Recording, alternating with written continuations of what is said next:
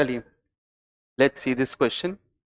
क्या बोल रहा है? The number of integral values of m for which the equation has no real root. तो नो रियल रूट यानी कि d लेस देन 0 करना, यानी कि नेचर ऑफ रूट्स की बात हो रही है। नेचर ऑफ रूट्स, ठीक है। चलिए तो इक्वेशन लिखते हैं नेक्स्ट पेज पर, फिर देखते हैं क्या चल रहा है।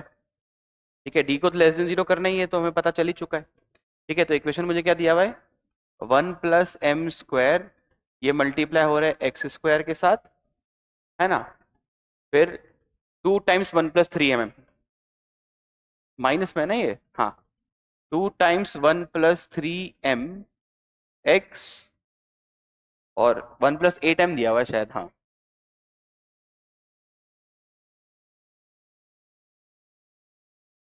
1 + 8m, ठीक है, इज इक्वल्स टू 0। और मुझे कुछ नहीं करना है, d लेस देन 0 कर देना है, ज्यादा परेशान होने की जरूरत है नहीं। चलो तो b² इसका स्क्वायर करेंगे तो देखो माइनस का स्क्वायर हो गया, ये हो गया 4, ये हो गया 1 + 3m का स्क्वायर, इधर क्या आया? माइनस का 4 इंटू a इंटू सी। अच्छा, a तो m² है, इंटू सी, ठीक। चलिए, और ये मुझे करना है लेस देन 0। क्लियर? तो 4 तो हटा दो यहां से, कोई दिक्कत है नहीं। तो अब देखो यहां से अगर मैं ध्यान से देखूं तो m में क्यूबिक बन रही है, यहाँ से सबसे बड़ी वैल्यू आ रही है, देखिए आप ध्यान से देखिए। ठीक है, तो m में क्यूबिक क्यूबिक बन जाएगी यहाँ पे, तो क्यूबिक बनेगी ये वाली 8m³ -8m² -2m। ठीक है, कांस्टेंट टर्म आई थिंक हट जाएगी, देखो यहाँ से कांस्टेंट टर्म 1 आई, और यहाँ पे भी कांस्टेंट टर्म 1 ही आएगी, तो 1 से 1 कैंसिल हो जाएगा, और ये आ जाएगा ग्रेटर देन 0 इस बार। क्यों? क्योंकि ये माइनस का जनरेट होगा, मैंने माइनस से मल्टीप्लाई कर दिया है। तो अब इसको समझे, यहां से आप चाहो तो बेबी कर्व लगा के भी सॉल्व कर सकते हो, नहीं तो कॉमन सेंस से भी आंसर दे सकते हो। ठीक, अब कॉमन सेंस से कैसे आंसर देंगे, ध्यान समझिएगा। m, ये क्वाड्रेटिक है m में, ठीक है, और यहां पे भी m है, ठीक है ना। प्रोडक्ट करना है मुझे पॉजिटिव।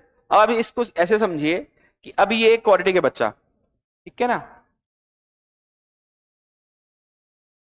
ये क्वाड्रेटिक है और जिसका a पॉजिटिव है, 8, t भी पॉजिटिव है, ठीक।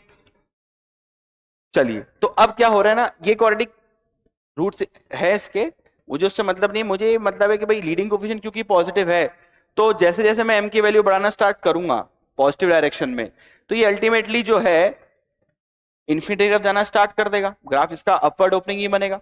जैसे इसका रूट को क्रॉस करेगा ये इन्फिनिटी तरफ यानी कि पॉजिटिव हो जाएगा, ठीक। तो अगर मैं इसका रफ डायग्राम बनाने की कोशिश करूं तो कुछ ऐसा बन जाएगा, ये मान लीजिए थोड़ी देर के लिए।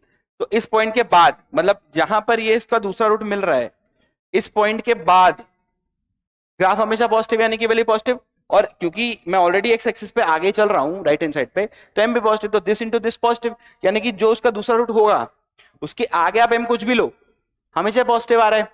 क्या बात समझ में आ रही है? यानी कि यहां पर एम की तो इंटरवल बहुत ही बड़ी आ रही है, ठीक है। इसका मतलब आंसर क्या होगा? Infinite values are possible.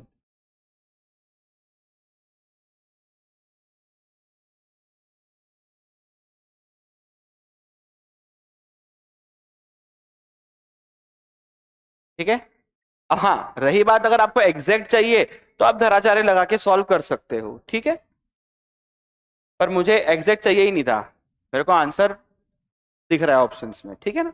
चलो।